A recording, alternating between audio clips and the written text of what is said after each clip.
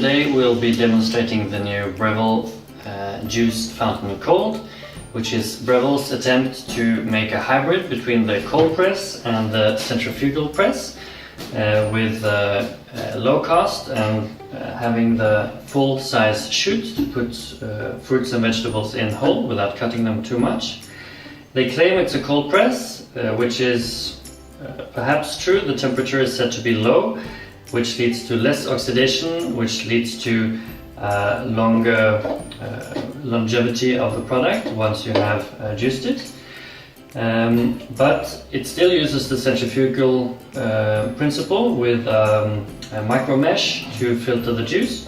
So I'm not sure if it's a true cold juicing process or whether it's just a marketing gimmick from Breville. So today we'll try to make a mixed tropical juice. We have some carrots, we have pineapple, we have ginger, we have oranges, some celery and apples that we will be using. And the Breville machine, it looks a little bit like most of the Breville juices. It has the large chute here where you can put the fruits and vegetables whole without cutting them too much.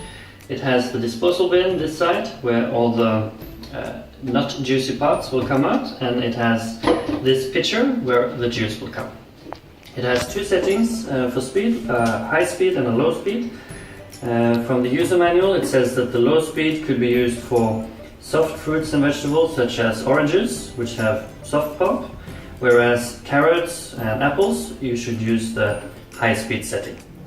So it also says that you should start with the soft pulp fruits on the low speed and then move on to the high speed as you go juicing.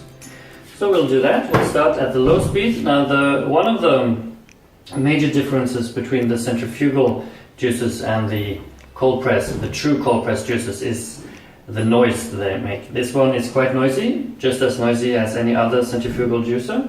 So when I switch it on, it's going to sound like an airplane taking off, and you probably won't hear what I'm saying. So I'm just going to start with the oranges, the soft ones, and we're now at the low speed. So I'm just going to put those there and use the plunger to slowly push them down. It's important not to push too hard, too quickly. And then we can also put the pineapples. But now I'm going to switch it to high speed. And remember to always use the plunger slowly. If you press very quickly, then your yield will not be as good. If you want the most possible juice out from your fruits and vegetables, take your time. This is much quicker than a regular, ordinary cold press juicer. So you don't need to rush it. Just put it in there and let the plunger work its way down slowly.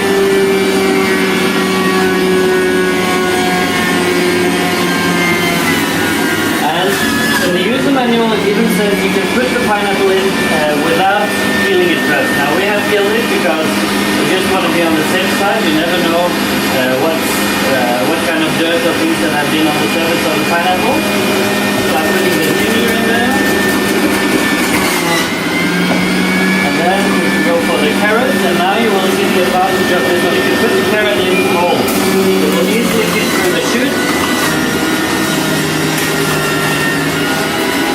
And we work it down nice and slowly.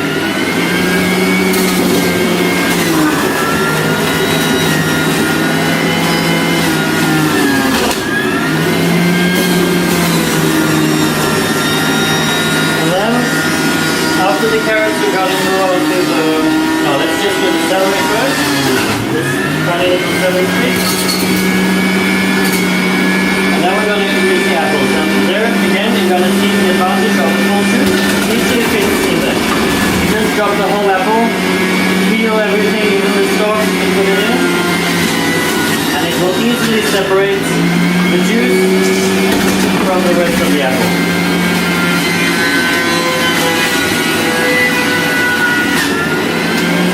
There we go. So then I'm just going to let it run a little bit because you will see the juice. It is spun around and it still comes out there. So we just wait for the last drop to drain.